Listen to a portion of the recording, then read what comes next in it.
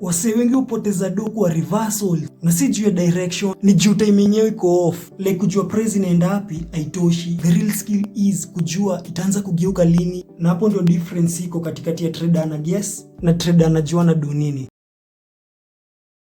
Shida ya matrader wengi huwa wanaona move imeenda sana, anaamua sasa itageuka, anaingia mapema. Lakini shida ni ati hiyo market bado hujamaliza kazi yake. That trend bado haiko ready ku reverse. So unapata itaendelea kiasi, uingie in profits kiasi, ufurahie kiasi, lakini reverse ienda up kugonga stop loss yako. Na unajua nini winnable? After imegonga stop loss yako, inaenda direction yako. Yani after imewatua wote, na ni simply cause haujui timing au kuwa patient enough kungoja penye hiyo market inafaa reverse exactly. Na leo story yote itaisha. Junda kuonyesha step by step vile mu approach reversals zangu, vile basically mu catch reversal, vile mu catch trend basically ikinaanza. So ndatumia combination ya H4 na M15, lakini pia unaweza tumia H1 na M5 ama daily na H1. Na kwa mascalper unaweza tumia M15 na M1. Sasa tupige shughuli kwani tutashinda story mingi. Mbona mara mingi mkitry kukatch reversals mnapata mnagongea stop loss? Ya kwanza ni ati amjui market structure. Basically amjui vile market hui nasonga. Short akiingia kwa market apate market ina make higher highs na higher lows, yeye hata ajui afanye nini. Wengine nao ni wenye wana trade retail trader concepts. That is what wa support and resistance. Kumbuka trader wa support and resistance automatically akiona hivyo market ikiwa hapa at this point before it create high, akiwa hapa yeye alikuwa anaona hii market ni kama itafanya nini, kama imemake ati double top, ati market itafanya nini, endelea kuanguka. That's why unapata una try ku sell hapa, unagongea stop loss, alafu una create another high, una try ku sell hapa, inaingia profit na kujenga favor, alafu baadaye inageuka inakuja unagongea stop loss. The real question is how do you tell a trend imeisha na reverse na change direction na iende? The first thing ukiona trade in reversal trade ni kwanza ku-identify market structure. Hii market inafanya nini at the moment? And as we can see kwa hii structure currently, market ilikuwa inafanya nini? Ilikuwa ina make higher highs, ina break structure, alafu ina break structure tena, ina create another high, alafu hapo inaanza kufanya nini? Inaanza kurudi chini. Basically kumbuka hii market iko kwa uptrend so long as hii low imefanya nini?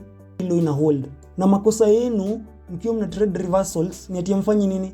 Ni ati muachi hii structure ibadilike, basically trend ibadilike, iko nini, iko on a downtrend. Ku impatient sana wengi mnaingilia hapa when it's too early. Hapa it's too early. Basically usiku impatient uanze ku involved kwa trades huku. Hapana, nataka uwe patient, uchill nini, structure change. Kumbuka market structure is the framework of the market. Basically inatuonyesha kama market inaenda juu ama inaenda chini, inatuonyesha state ya market. Naona the first thing ilikuwa we identify that uptrend that was happening, alafu kitu ya pili ni identify nini, hiyo market structure shift hapa chini, cause itakuonyesha nini, hii uptrend imeisha, this market won't continue going up. Otherwise ukitry kuzikatch hapa juu utashinda kama unagongewa stop loss. The best way to trade reversals is you wait for a break of structure, then you wait for that pullback, then you get involved. Because basically tukiwa hapa tuko sure tuko involved kwa sell trade, that trade ikianza kuenda in our way, like haitarudi tena, like we don't expect this structure kurudi tena hapa juu. In short, kuwa mkali kufanya nini? Kwa timing. Hiyo timing ni muhimu sana, kushika hiyo reversal kwa hii leg. Saka tunajua hivyo, sinionyeshe the right way vile unafaa approach reversal. Now that tunajua how not to approach reversals, tunafaa basi tuzi approach aje. Basically nataka ukiingia kwa hiyo higher time frame utafute hii pattern. These are the only two patterns you need to trade reversals. Hauhitaji any fancy indicator, hauhitaji any fancy bot ama sijui nini, hapana. Unafaa tu master hizi pattern mbili peke yake, ya bearish market and a bullish market, and basically that is it.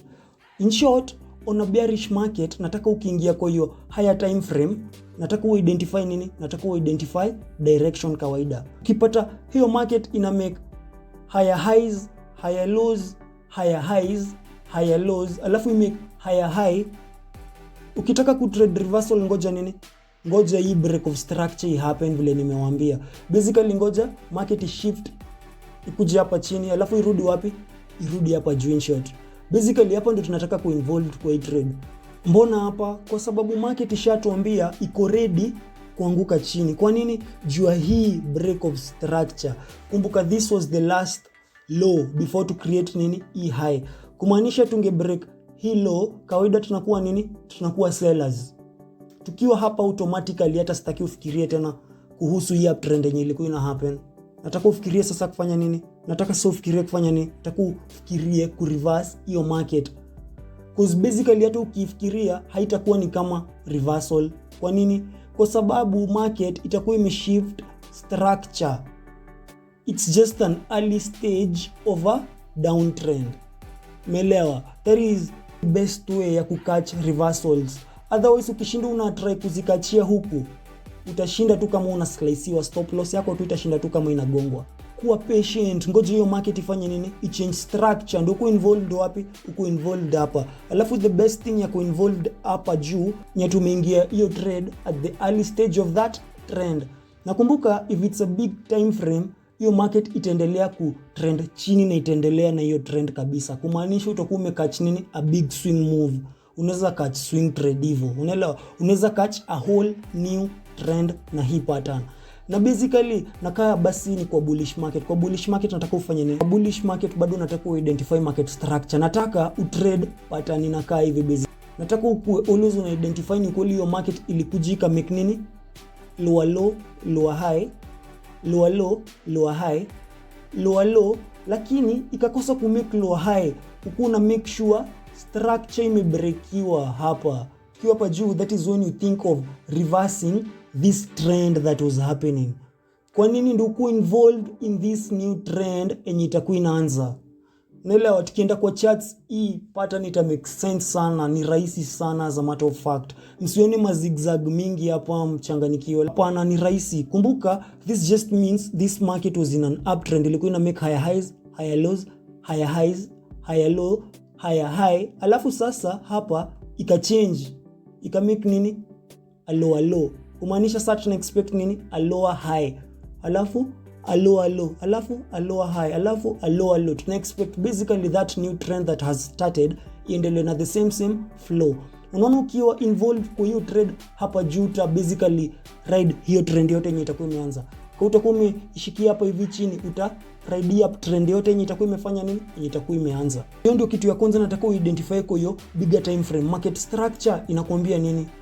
In short, kama market structure jakupia this break of structure for your big time frame, I don't want you to think of reversals. You must see this break of structure for your big time frame for you to think of reversing that trend that is currently happening. It's as easy as that. Bila hii break of market structure, sitaki ufikirie ku reverse hii trend. Nataka basically uendelee na hiyo trend. Sitaki utry kushikia huku like ati buy, ujaribu kubuy hapa, ama ujaribu kubuy hapa, ama ujaribu kubuy hapa. Hapana, nataka basically uko unafikiria kubuy tukifanya tukipata this break of structure. Kuzitukiwa hapo hivi juu market ishakwambia okay Christian, sasa tuko ready kufanya nini? Kupanda juu. Tushamaliza hii trend nyingine ya chini. Na basically nimekuambia do kifikiria na perspective nyingine. Unaona ukishikia hapa Kenya watu wanaitanga reversal. It's not really a reversal because that's the beginning of a new trend. Okay, na sasa ukishapata direction, ni kweli umepata direction, umeidentify a break of structure ili happen for bearish market. Ushapata pattern yako safi, tuko hapa, usha-identify ni kweli hii market iko kwa uptrend tena. How do you tell hii pullback itafika hadi wapi? That is where our concept ya supply and demand inaingilia. Kumbuka kwa hii channel we trade supply and demand ama order blocks. They are all the same thing. Ama institutional candles, it's the same thing. So itishio na watu na majina, it's the same thing. So on a bearish market, usha-identify ni ukweli, utachukua reversal yako ya bearish trend, kwanza a new trend. Kwa bearish market, all you wanna do is trade supply zones. Ukiona demand, nataka uignore. Kuzikumbuka tukuona a bearish market. Na kawaida kwa bullish market, nataka ukisha-identify reversal ita happen na uko on a bull trend that is about to happen. I don't want you to think of supplies. Nataka tu ufikirie tu kutrade nini? Demand zones. Najaribu kuambia nini?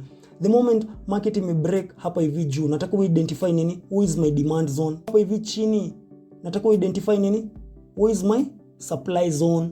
On a bearish market. In short, usha identify hiyo market structure imeshift, kumaanisha reversal yako ya the bearish move iko about to happen.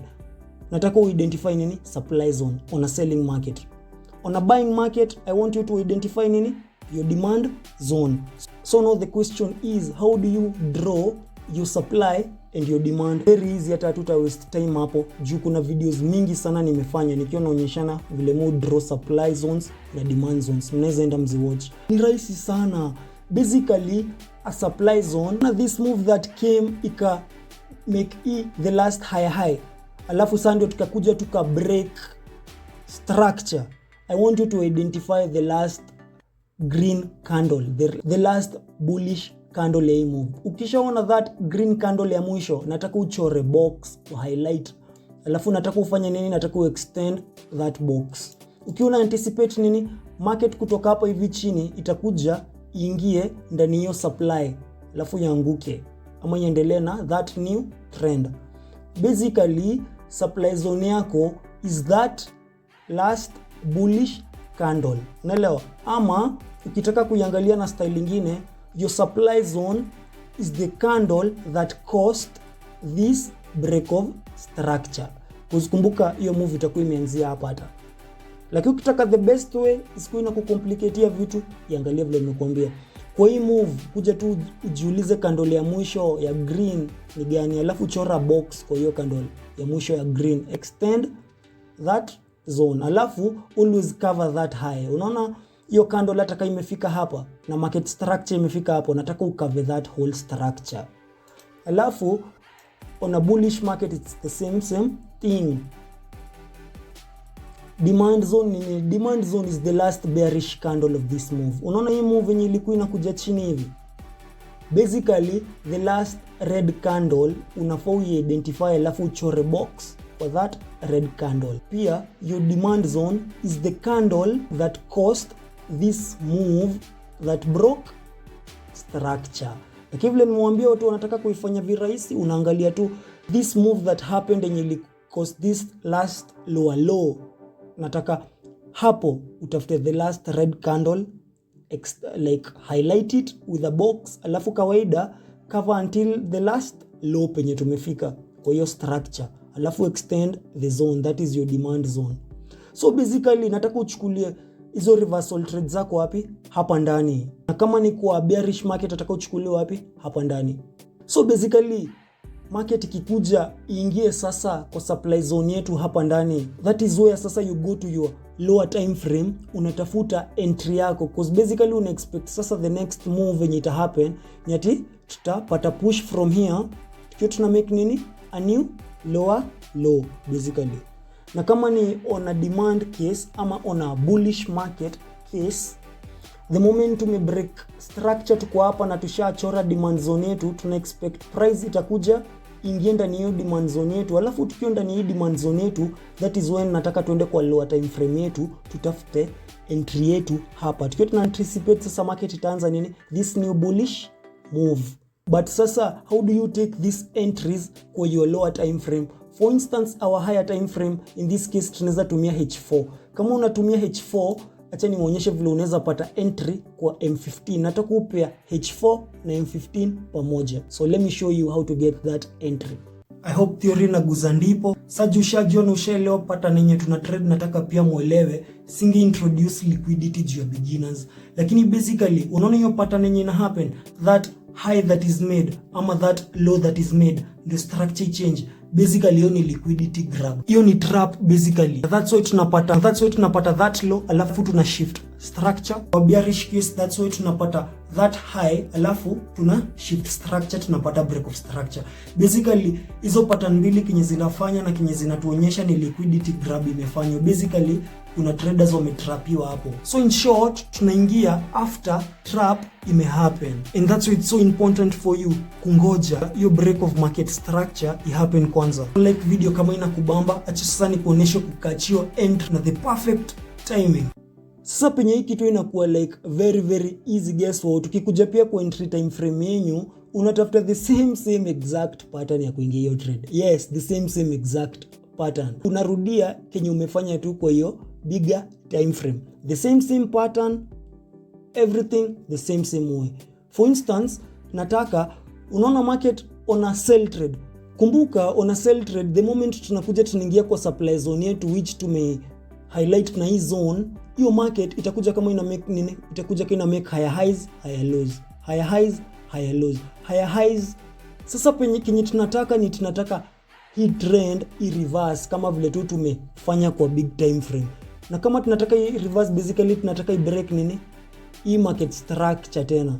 Iki-break hii structure, tukuje hapa hivi chini. Nataka u-identify tena nini? Supply zone yako. Lakini sasa supply zone yako ya time frame yako ndogo, which ndo hii hapa. Una-identify the same way. Supply zone is the last green candle ya hii move. Unaichora na unai-highlight. Basically utakuwa na position sasa inakaje, nataka entry yako uweke kwa hiyo supply ya lower time frame yako. Alafu unataka high ikave that structural high yenye itakuwa imecreate hapo. Alafu take profit yako nataka utarget structure lower time frame yako kubwa. Ndaonyesha tukifika basically kwa charts example. Alafu basically for buy trade it's the same exact thing.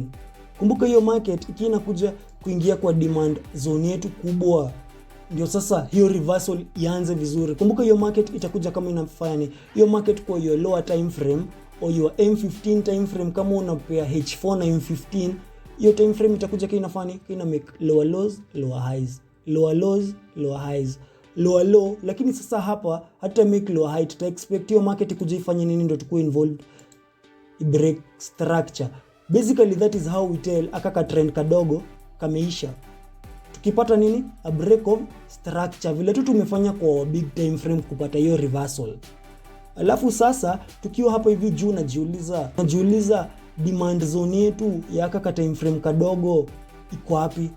Basically itakuwa the last bearish candle ya hii move na the last red candle. Kama unatumia candlestick za red na green, the last red candle ndio utafanya nini? Uta-identify, utachora box, alafu extend the box. So utakuwa hapa hivi juu, kumaanisha ukiwa hapa hivi juu unataka ufanye nini?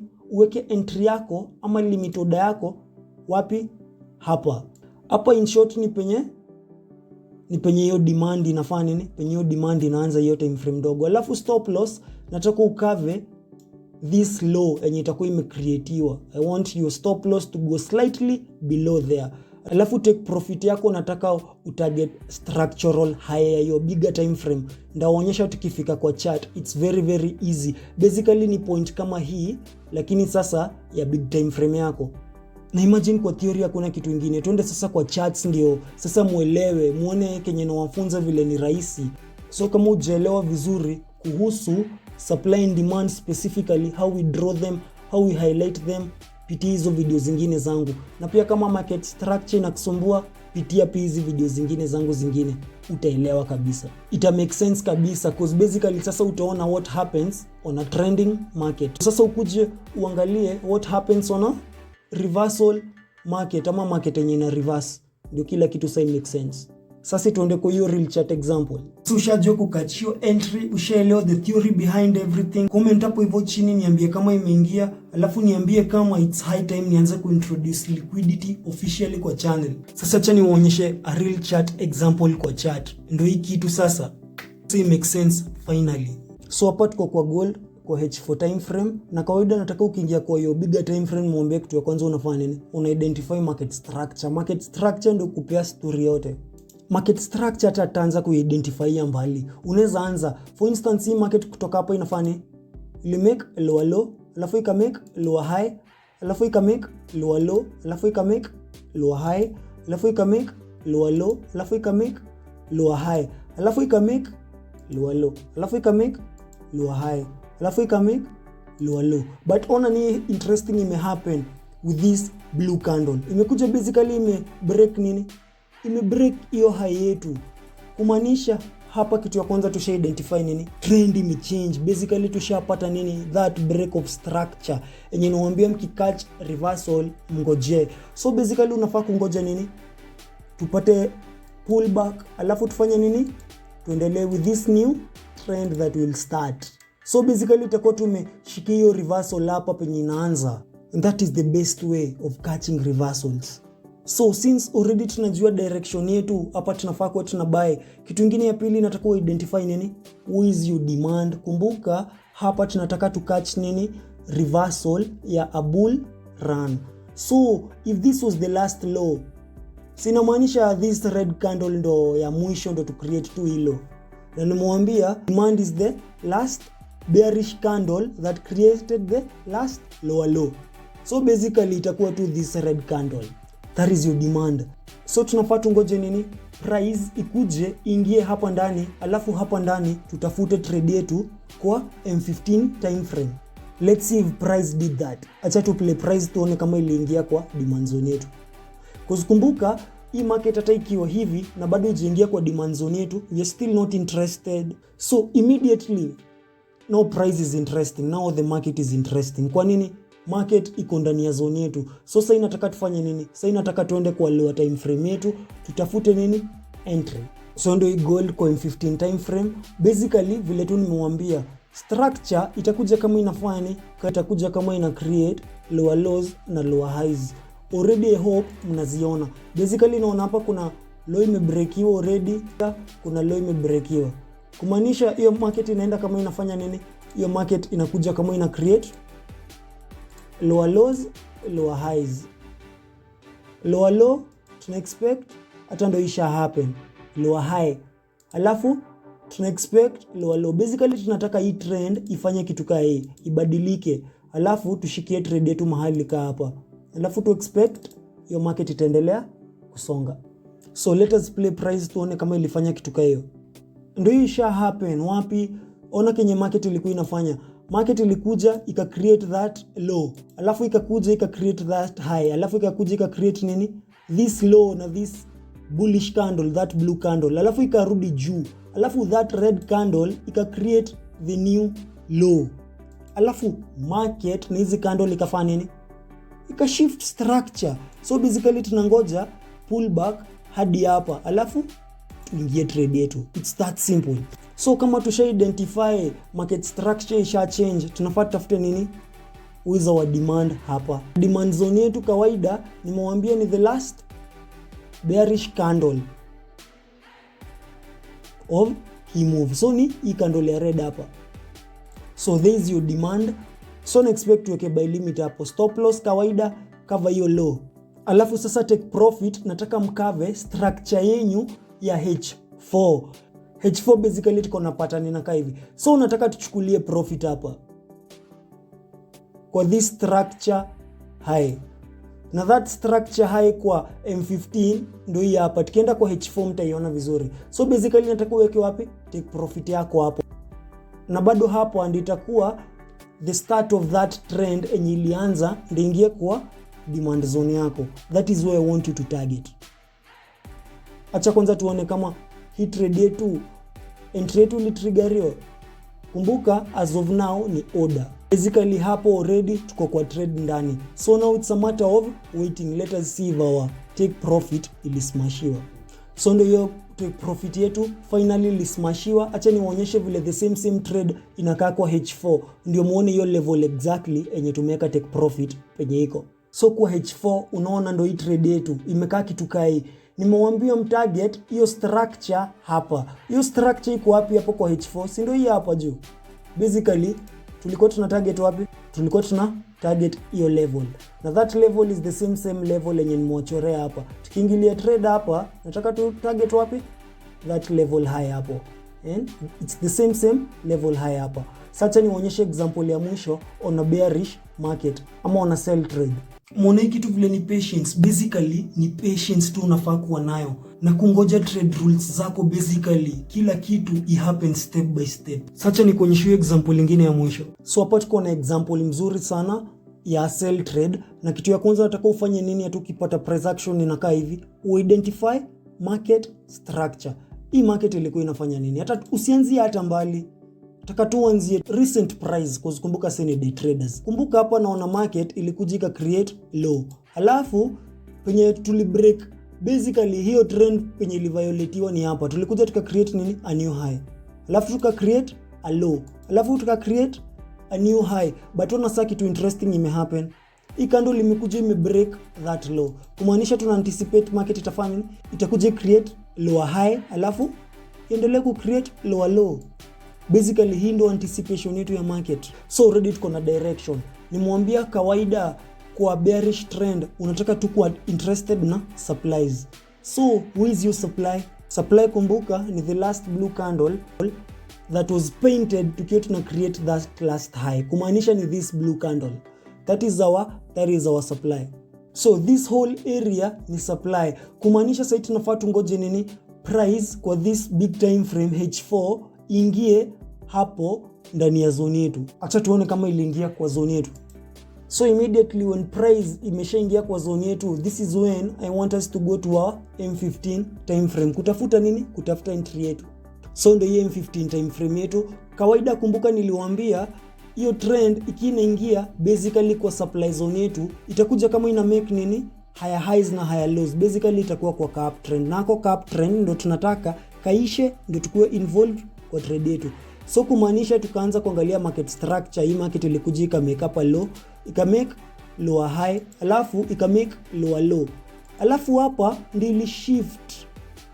Tukakuwa nini? Tukakuwa sasa buyers. Ikaanza sasa kuja kwa zone yetu. Ikamake higher low, alafu ikamake nini hapa? Higher high. So tuna expect nini? Aka market kenye kameanza na aka flow, tuna expect basically tupate pattern gani? Ile pattern yetu ndio hiyo pattern yetu. Tuingilia wapi? The same place. Tuko tuna expect market itaendelea kuanguka.